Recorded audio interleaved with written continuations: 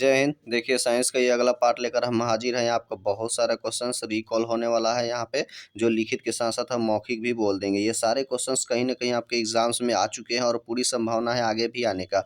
और एक चीज़ बता दें, हम आप लोग के लिए वीडियो ये नहीं लाते हैं कि आपको मतलब वो पढ़ाने के लिए, क्योंकि आपको मतलब वो पढ़ने के लिए आपके पास खुद 18 से 20 घंटे समय है। हम आपको यहाँ पे समझाने के लिए आते हैं, और जो पहले से अगर समझते हैं तो उन्हें के आज यहाँ ज़्यादा से ज़्यादा रिकॉल कराया जा सके क्वेश्चंस का, ताकि उनका मतलब वह पेपर मतलब भी अच्छा जा सके, आत्मविश्वास भी बढ़ सके। तो चलिए बिना समय को गवाए हुए हम लोग सीधे क्वेश्चन के ऊपर आते हैं। अगर आप इतना रिकॉल देख लेते हैं 5 मिनट, तो आप जरूर मेरे चैनल को सब्सक्राइब करके जाइएगा। इतना हम यकीन के साथ कह सकते हैं। और बाकी और मतलब यहाँ पे सारे चारों क्वेश्चंस का आपको यहाँ पे रिकॉल हम करा देंगे। तो चलिए बिना समय को गवाए हम लोग सीधे क्वेश्चन के ऊपर आते हैं। यानी कि मतलब गो दूध में पीलापन होता है, यानी कि गाय का दूध में पीलापन किस कारण से होता है? तो देख लीजिए, कैरोटीन के कारण होता है। अब इसके अलावा डायरेक्ट यही प्रश्न नहीं आते हैं आपके एग्जाम से, और इसके घुमा फिरा के। तो अब देख लीजिए, ये अब आपने देखा कि गाय का दूध मतलब पीलापन होता है, कैरोटीन के कारण होता है। लेकिन अगर सफ़ेद रंग पूछ देगा तो आपको याद रखना होगा कि किसके कारण, तो आपको केसिन के कारण आपका सफ़ेद रंग होता है। और दूध में पाया जाने वाला आपका प्रोटीन आपको याद रखना होगा, ये केसिन ही होता है। लेकिन केसिन को पचाने वाला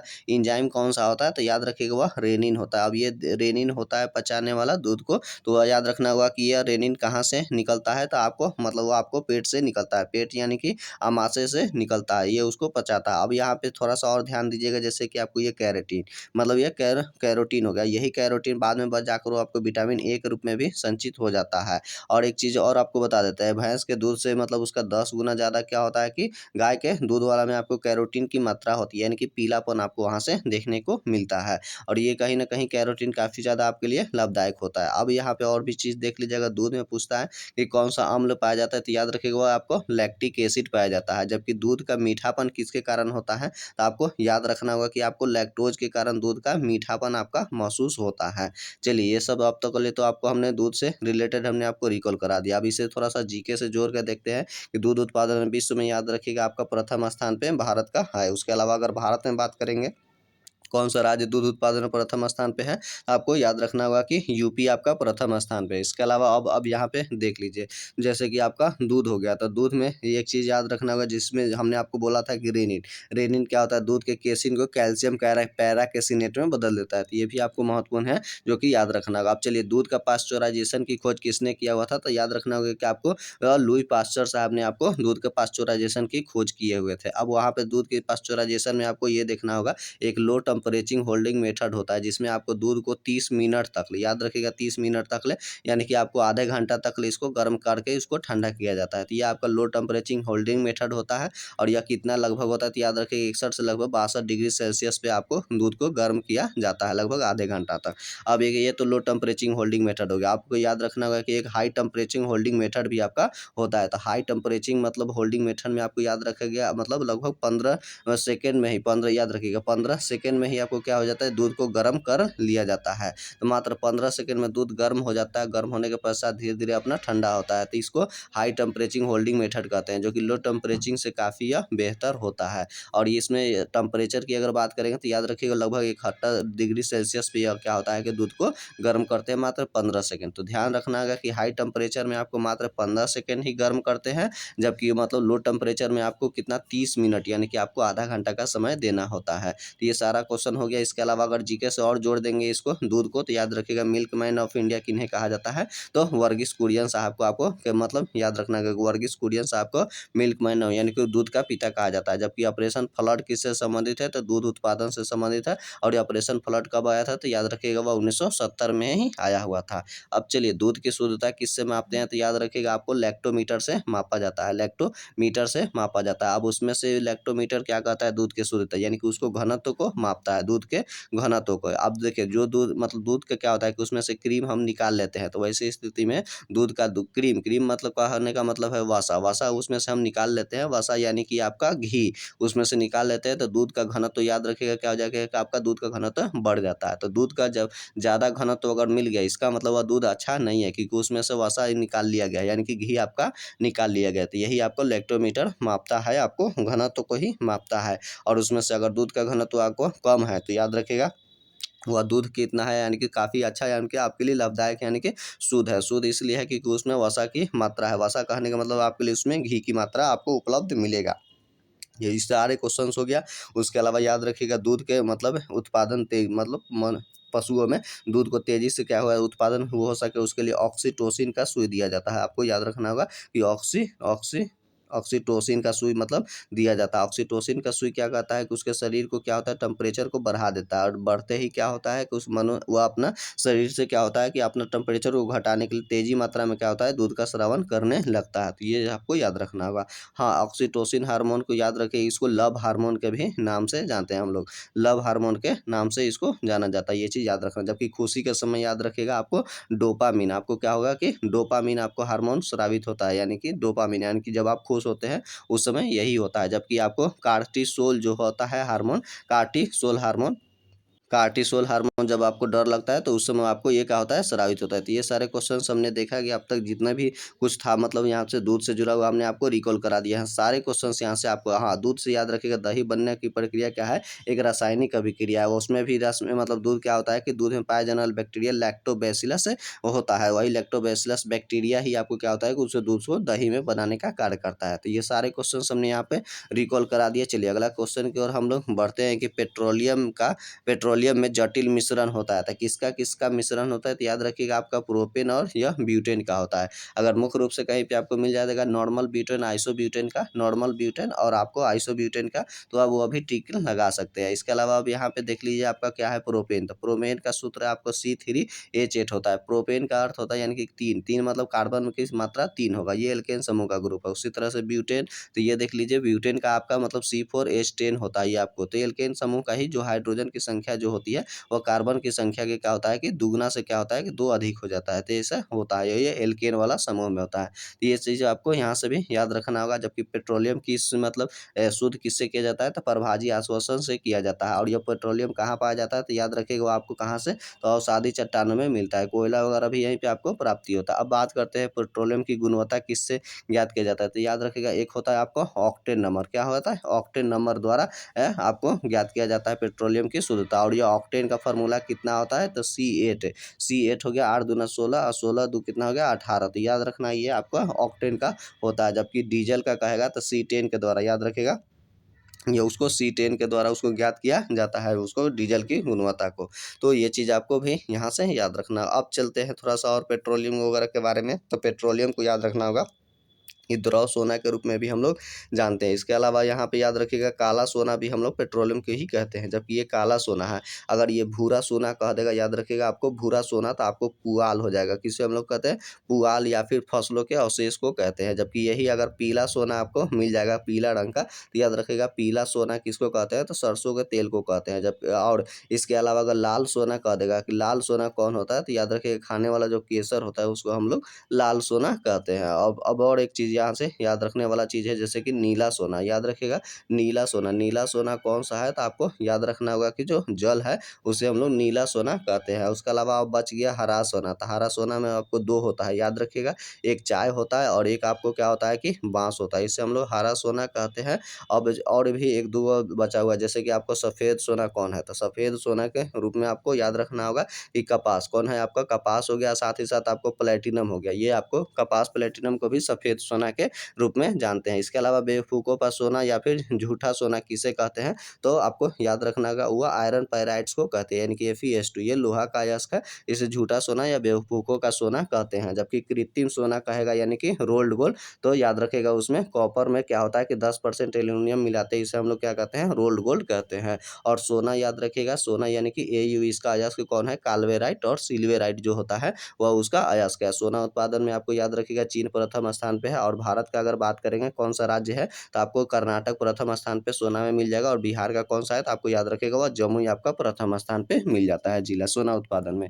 तो जितने सारे क्वेश्चंस था यहाँ पे सोना से रिलेटेड हुए, द्रव सोना, काला, पीला, हरा, नीला जो भी था हमने यहाँ पे सारे रिकॉल करा दिया। आपको महत्वपूर्ण है, ये सभी याद रखना ही होगा आपको। आज चूंकि यहाँ पे प्रोपेन और ब्यूटेन था, अब यहाँ पे देख लीजिएगा कि थोड़ा सा और आपको रिकॉल कराते हैं। जैसे कि आपको एल्केन हमने आपको बताया था, तो एल्केन का सूत्र होता है CnH2n क्या हो गया +2 हो गया, तो ये आपका एल्केन का। एल्केन से इसी तरह से जिस तरह से अगर कार्बन 1 वाला हो गया उसको हम लोग मेथेन कहते हैं, 2 को याद रखिएगा एथेन कहते हैं, 3 को प्रोपेन कहते हैं, C4 को ब्यूटेन कहते हैं, C5 वाला को कार्बन 5 वाला को याद रखिएगा पेंटेन, और 6 वाला को हेक्सेन, 7 वाला को हेप्टेन, और 8 वाला को ऑक्टेन, 9 वाला को नॉनेन, 10 वाला को क्या कहते हैं, इसको डीकेन कहते हैं।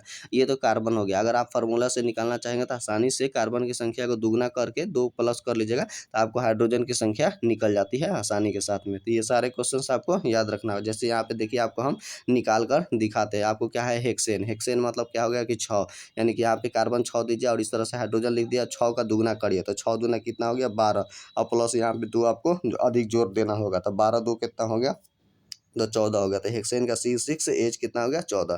तो ये आपका यहाँ से आसानी से निकल जाता है। उसी तरह से आपका ये वो है, देख लीजिए ध्यान से, एथिलीन है, तो एथिलीन ये आपको एल्काइन समूह का ग्रुप है, यानी कि CnH2n क्या होता है -2 होता है, तो इसको एथिलीन कहते हैं। एथिलीन का फॉर्मूला होता है याद रखिएगा C2H2 होता है, इसमें ट्रिपल बॉन्ड आपको देखने को मिलेगा। एथिलीन को याद रखिएगा एसिटिलीन के भी नाम से जानते हैं, जो गैस वेल्डिंग वगैरह करने में काम आता है, और साथ ही साथ मतलब फलों को कृत्रिम रूप से पकाने में भी आपका ये एसिटिलीन गैस का ही आपका प्रयोग किया जाता है। तो ये ऑप्शन से भी आपको ये चीज़ें याद रखना होगा। और ये सब जितने एल्केन समूह होते हैं याद रखिएगा उसमें सिंगल बॉन्ड होते हैं, एल्कीन में आपको डबल बॉन्ड देखने को मिलेगा, जबकि एल्काइन में आपको ट्रिपल बॉन्ड आपको मिलता है। जबकि एल्केन में याद रखिएगा परसंकरण sp3 होता है, जबकि sp2 आपको एल्कीन में मिलेगा, जबकि एल्काइन वाला में सिर्फ sp परसंकरण आपको मिलता है। जबकि सबसे अधिक ऊर्जा आपको एल्केन का मिलेगा, उससे कम एल्कीन का, उससे कम भी आपका होगा एल्काइन का समूह का होता है। तो ये सारे क्वेश्चंस कहीं ना कहीं आपके एग्जाम्स में घुमा फिरा के आते हैं डायरेक्टली या इनडायरेक्टली, तो आपको यहाँ से आप सॉल्व कर सकते हैं। चलिए अगला प्रश्न की ओर हम लोग बढ़ते हैं कि एसिड जो होता है अम्ल बदल देता है, किसको किस रूप में बदल देता है। तो याद रखिएगा अम्ल क्या करता है, वह नीला लिटमस पत्र को लाल में बदल देता है। देखिए आप ऐसे भी इसको याद रख सकते हैं ट्रिक के रूप में, अनिल याद रख लीजिएगा, एक व्यक्ति का नाम है अनिल। अ से हो गया आपका अम्ल हो गया, नी से नीला हो गया, नीला को किस में बदल दे रहा है, लाल में बदल देता है। उसी तरह से आपको क्षार क्या करेगा, तो याद रखिए वो क्षार क्या करेगा, लाल को वापस फिर से आपको नीला में बदल देता है। तो ये आपको होता है।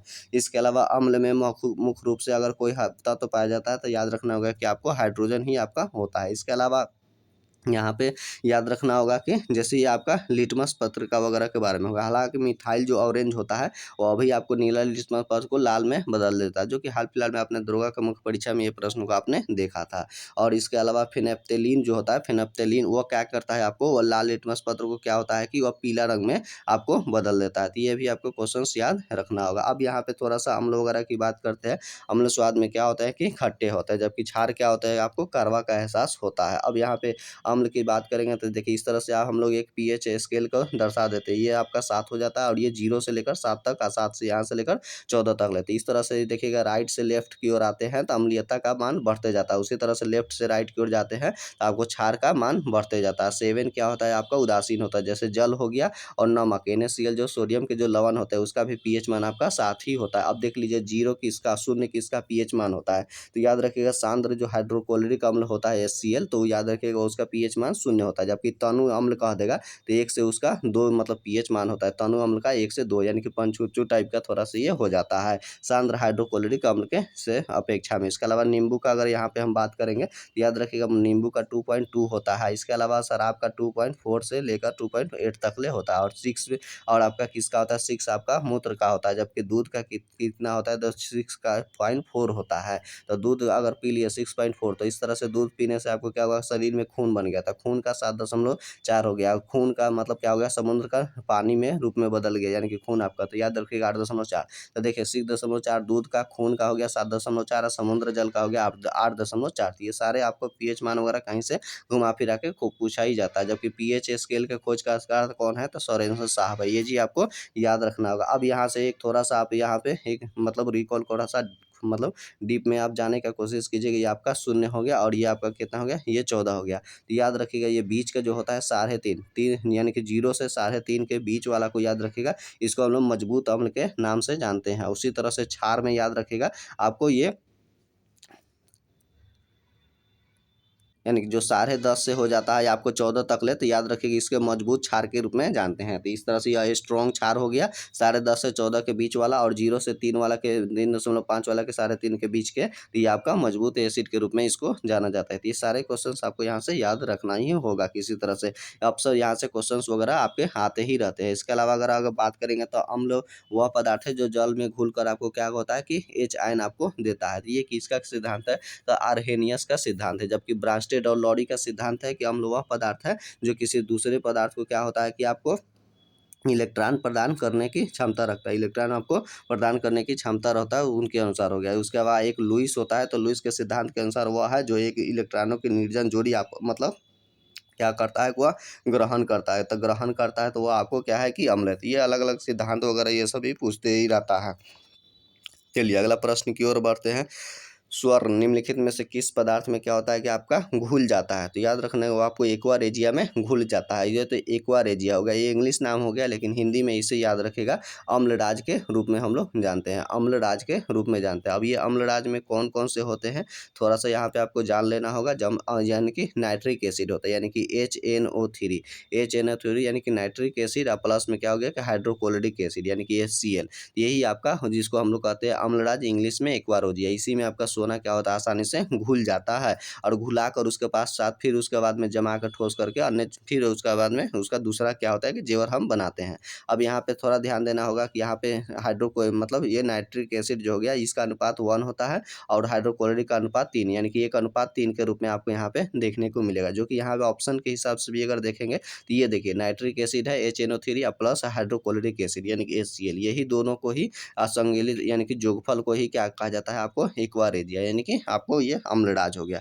जबकि अम्लों का राजा कह देगा तो वह सल्फ्यूरिक अम्ल को हम लोग कहते हैं, यानी कि H2SO4 को कहते हैं, जिससे हम लोग हाइड्रोजन सल्फेट के रूप में हम लोग जानते हैं। तो ये सारे भी क्वेश्चंस आपको याद रखना होगा। और एक चीज़ यहाँ ध्यान दीजिए, हाइड्रोक्लोरिक अम्ल HCl, इसे हम लोग क्या कहते हैं म्यूरिएटिक अम्ल के रूप में भी हम लोग जानते हैं। और जो हमारे पेट से खाना पचाने के समय यानी कि आमाशय से जो यह आपको हाइड्रोक्लोरिक एसिड ही आपको वहाँ से निकलता है, जो कि कहीं न कहीं आपको पचाने का कार्य करता है। तो याद रखना होगा, पूछता है कि हाइड्रोक्लोरिक अम्ल कहाँ से निकलता है, तो आमाशय से ही निकलता है। और गैस्ट्रिक जूस वगैरह भी आपको आमाशय से निकलता है, और पेप्सिन भी आपको आमाशय पेट से ही निकलता है, जहाँ पे आपको 4 घंटे तक क्या होता है कि भोजन का वहाँ पे स्टोर होता है, यानी कि वहाँ पे पाचन होता है। हालाँकि अंतिम रूप से याद रखिएगा आपको छोटी आँत में भोजन का पाचन हो जाता है, जबकि जल का याद रखिएगा, और बड़ी आँत में क्या होता है कि आपका शोषण होता है। तो अवशोषण यहाँ पे हो जाता है। अब यहाँ पे और भी ऑप्शन के हिसाब से आप देख लीजिए, ऑप्शन के हिसाब से और भी कुछ देख लीजिए, जैसे कि आपका एसिटिक एसिड है। तो एसिटिक एसिड का सूत्र होता है CH3COOH, ये आपका एसिटिक एसिड हो गया। इसको एथेनोइक एसिड भी कहते हैं, और ये आपको सिरका में ही आपको पाया जाता है, या फिर अचारों में आपको पूछता है क्या पाया जाता है, तो एसिटिक एसिड पाया जाता है। उसी तरह से और भी कुछ यहाँ पे देख लीजिए, आपको हमने आपको यहाँ पे